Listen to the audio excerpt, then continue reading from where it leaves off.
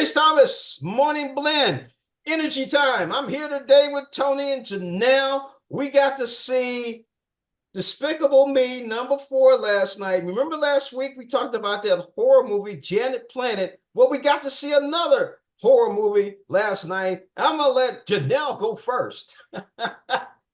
I was less than impressed with it.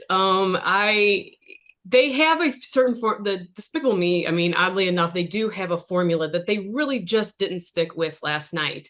They really fell apart from that. The Not sure exactly what the theme. I know Tony might argue that the theme of the movie was family, but that's not. Those themes had already been covered, and you weren't breaking any kind of new ground. The villain, he only dealt with the villain the last maybe 10-15 minutes of the movie. There just was no meat to the movie. The minions are, I know they're everybody's favorite. They're barely in the movie. They are slightly, but even I was listening to the crowd because it was full of children and families last night. You didn't hear a lot of laughter from the kid coming from the kids. They did cheer at the end, but maybe they were cheering because it was over. I mean, and they just thought that that's what they needed to do. So we really can't base it off of that. Yeah, I just less than impressed with it overall. Tony?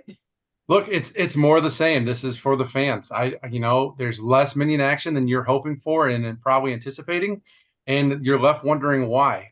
Instead of building off what they've had, look, it's a very successful franchise, a lot of spinoffs as well. Instead of building off that and giving us something new, it's a retread of things they've done in the past, which makes no sense.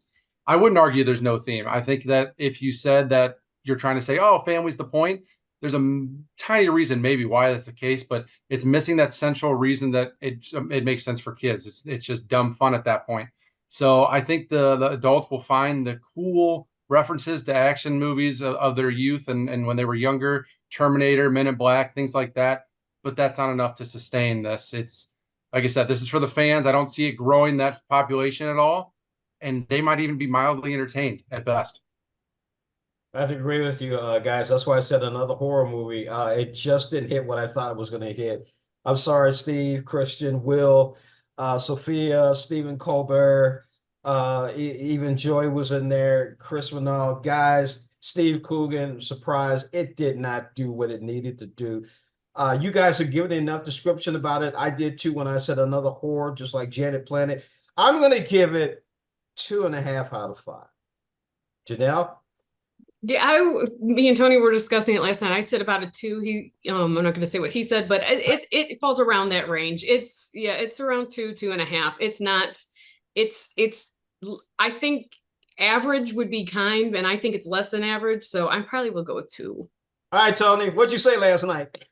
I'll go 2.5 out of 5, and that's honestly being generous. I think the fans know what they're getting into here. As long as they're not expecting anything new and different, they might be happy.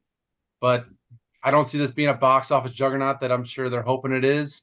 Maybe it'll win #1 this weekend over Inside Out 2, but at the same time, who knows? There you have it, folks. Despicable Me 4. Tony, real brief. Talk about Axel Foley. F.